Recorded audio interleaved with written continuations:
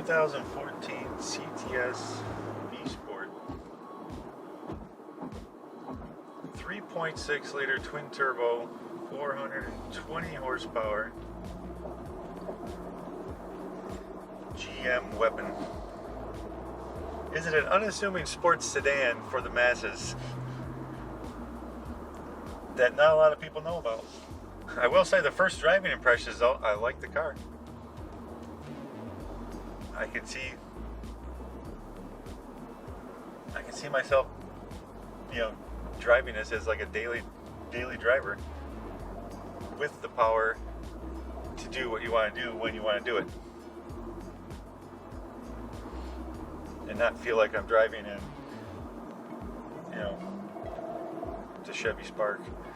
That's what I like in a daily driver, is something that just allows you to, have fun with the car when you want to have fun with it, and then be able to, be comfortable while doing it. And let alone having a sedan with 4 doors allows you to do it with 3 of your other friends. Yep, if you got to put lumber in here, not a problem.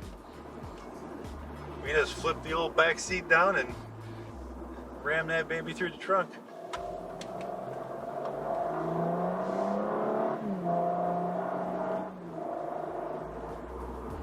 And it's got the sound,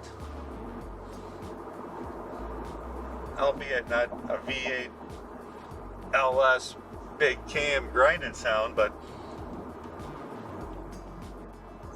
it's got the noise.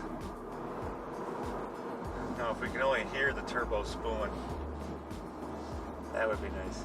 I'm telling you, from driving this car, I would not know it has twin turbos in it.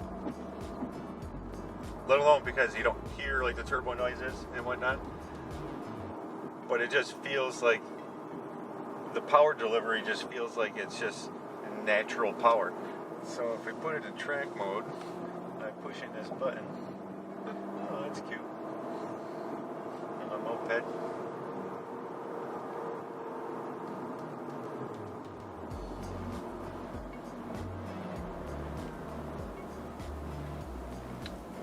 Little downshifts.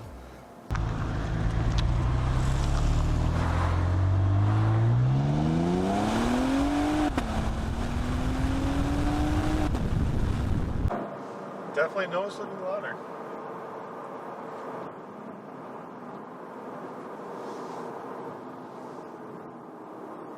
The steering tightens up a little bit.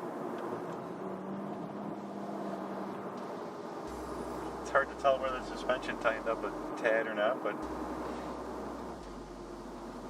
it feels like it does. That could just be in my head by being in track mode. It's a good thing there's not many SUVs in the track. Well, that's one thing good about driving a Cadillac, is when you are going slow, you feel good about it. Because you know what? I'm in a Cadillac.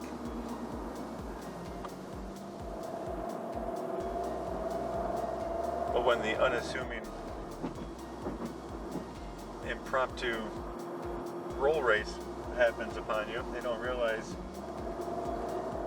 who's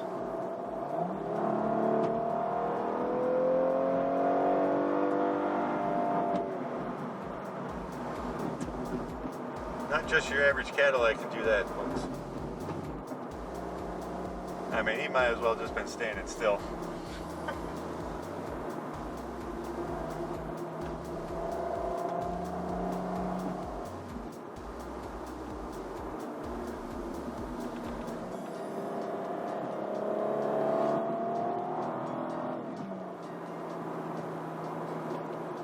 I like the shifts that it does here with the blipping the throttle up.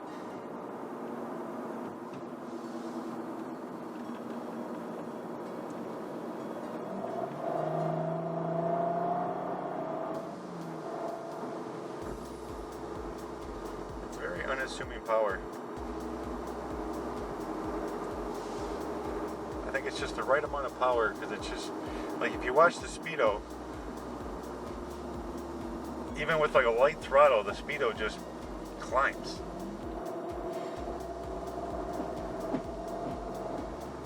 And you're just like, okay. Well, I think one of the issues is it's a car that can do things very well. It can do speed, it can do, handling, it can do, it's got it all, it can do it all, but it's just one of those deals where, do we need it? Why do we need it in this type of car? What's the reasoning for it, besides just when I'm going to the grocery store, I want to do it in style and fast. I don't know, because you have a car that can surely master a bunch of different areas and categories. I'm not going to say it's going to be a 10 out of 10 in every category, but I think it holds up its own. I mean, just a turn like this, I can, if I had confidence in the tires, you could take it an alarming high rate of speed. I have to say, it's probably the car that slipped through a lot of cracks that a lot of people just didn't even know existed. I'd have to say, I think it's a car that a lot of people just don't even know about. And the performance that it actually gives you.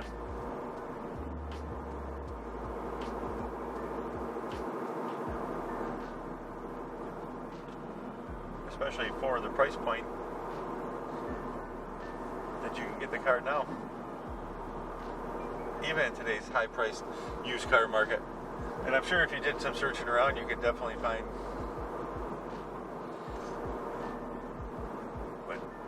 high 20s, low to mid 30s, even in today's world.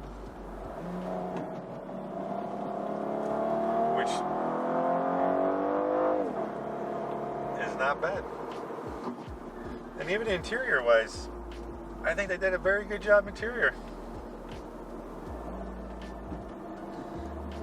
With the leather, the soft touches, but just a mix of the woods, the leathers, the Alcantara, this perforated leathers, the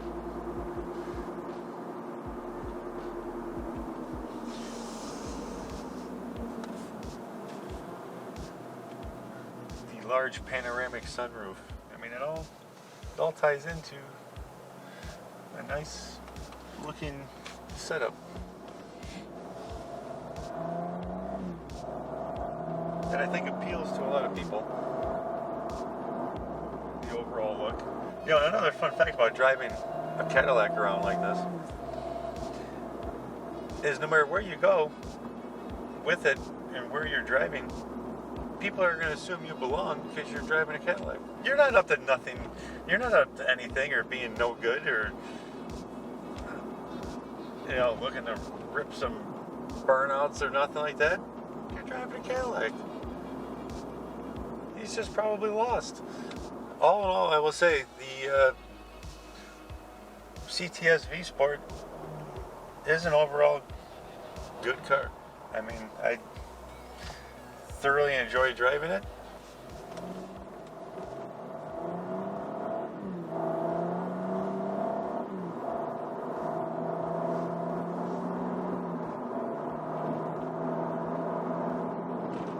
It's all definitely almost all wrapped up into one package.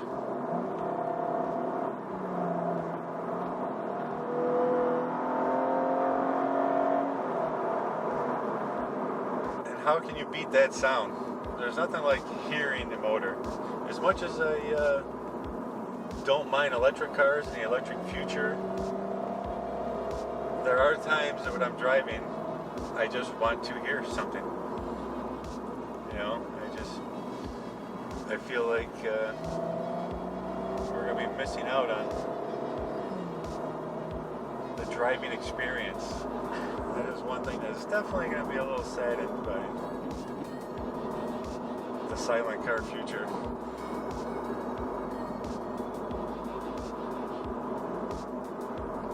But I think the internal combustion engine will still be around a lot longer. As far as however long I'm going to be around, I don't think I'll have to worry about it as much.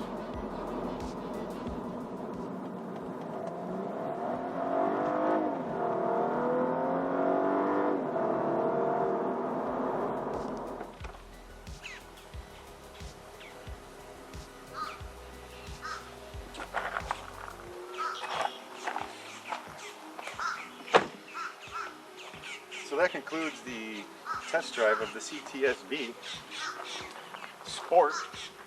I think we've come to the conclusion of I like the car. I think it's an honest saying. I don't mind how it handles and stuff like that, and it definitely fills a niche that I think a lot of people need in their life to fulfill for the driving experience. When you look around and see all the different things it can do very, very well, I think it's impressive, to say the least. I don't think you would be disappointed by owning one of these whatsoever. And I think it's definitely worth checking out in your next car buying experience. I will say, I'm definitely impressed with what they did.